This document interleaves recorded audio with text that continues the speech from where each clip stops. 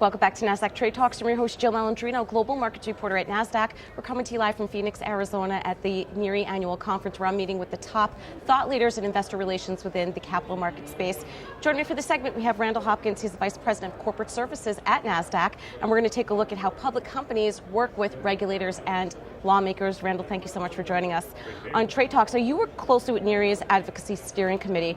What's that group's mission on the chapter and what they're working on for the broader capital markets community? Yeah, the goal is really to help the public company experience at the broad level. How do they interface with investors? How do they interface with all of the stakeholders in their business, whether those be employees or others that they're trying to attract into their investor base, to decrease the total cost of being a public company, to decrease the burdens, frictions associated with access to capital, growing their business, hiring more people, as well as delivering more value to their customers.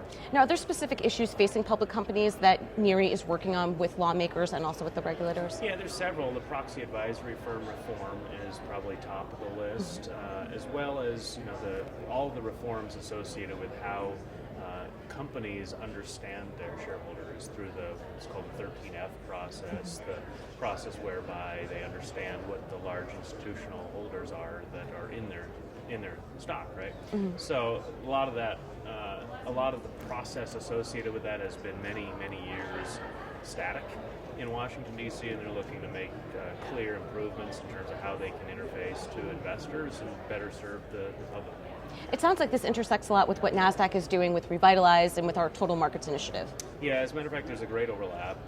Another area of overlap is short sale disclosure. How do companies know when an investor or trader is taking a short position, much as they have disclosure obligations around long positions? How do you kind of keep that more harmonized, right? And so there's a lot of overlap. We introduced Revitalize about 2 years ago now at Nasdaq, and it's really encouraging how much alignment there is, and frankly the partnership between Nereus and Nasdaq around some of these areas of focus in Washington, D.C., and on the behalf of all issuers. Now, how about the IR community? How are they receptive to these initiatives? Well, these are all pro-IR initiatives. These are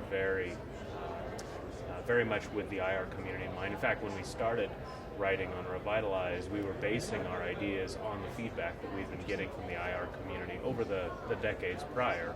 Where are the challenges, where are the struggles that we can help move things forward, both from a regulatory perspective and a legislative perspective. All right, thanks for joining us at Nereus, and thank you for joining me throughout the day on Trade Talks. I'm Jill Malandrino, Global Markets Reporter at Nasdaq.